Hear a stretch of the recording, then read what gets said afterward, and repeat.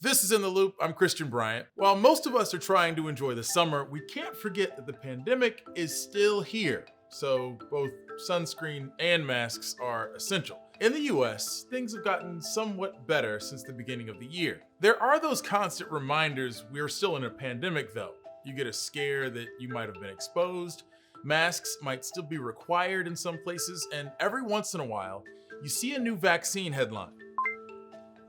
Food and Drug Administration advisors recommended that the COVID vaccine be updated to target some form of the Omicron variant. It will hopefully be available in the fall and will help boost people's immunity before the virus comes back stronger in the winter. This was voted on during a meeting on Tuesday. I will reiterate that we're not trying to match what may circulate. We're trying to increase the breadth of the immune response without losing the benefit from the index vaccine that's performed so well. So I would choose the antigenic variant that is furthest out, and that would be BA.1 at this point. Advisors were debating between making a vaccine to target Omicron or one to target its subvariants BA.4 and BA.5, since they account for more than half of infections in the US, but the committee didn't decide which formula will work best. They'll need to decide by July.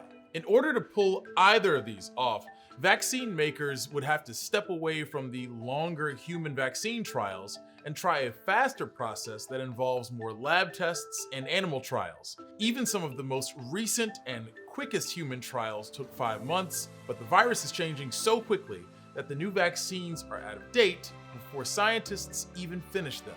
While young children are less likely than adults to experience serious COVID symptoms, some do.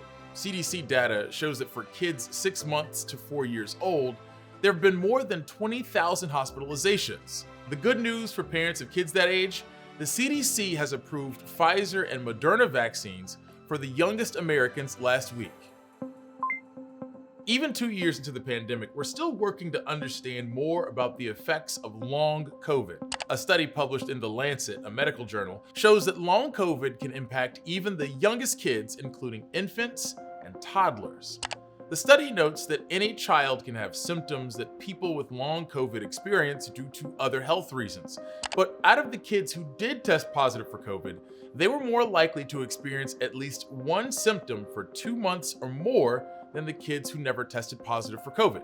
For children 0 to 3, the most common symptoms were mood swings, rashes, and stomach aches. Kids 4 to 11 years old experienced memory and concentration problems, and kids 12 to 14 years old had memory and concentration issues, mood swings, and fatigue. Researchers say while the chances of kids experiencing long COVID seem to be low, it still must be recognized and treated seriously.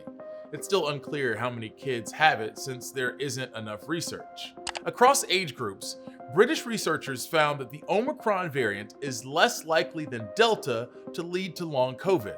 Researchers analyzed data from people who signed up for an app-led project called Zoe COVID Study. The study found that 11% of people who got COVID during the Delta spike were experiencing long COVID, and only 4.5% of people who were infected during the Omicron wave were having those same symptoms. It's estimated that anywhere from 20 to 30% of all COVID infections lead to long COVID, and experts say studies like these help add to the limited research. In mid-January, the CDC reported the 7-day average was about 800,000 cases. Now we're down to about 100,000 with far fewer hospitalizations. But hospitals haven't bounced back from the effects of the pandemic, and most of their beds are still full, even though the Department of Health and Human Services says just 4% of hospital beds are occupied by COVID-19 patients. In Washington, for example, about 10% of patients currently in hospital beds no longer need hospital care. One thing making the average hospital stay longer is nursing homes limiting new patients. According to the American Healthcare Association, 60% of nursing homes are dealing with staffing shortages. That has worsened since the pandemic began. While restrictions have loosened and many things feel like they're getting back to normal, 1 in 5 Americans live in a county that the CDC considers to have a high COVID-19 community level, where healthcare systems are at risk for becoming overwhelmed again. And experts say we need the available capacity if we experience another surge.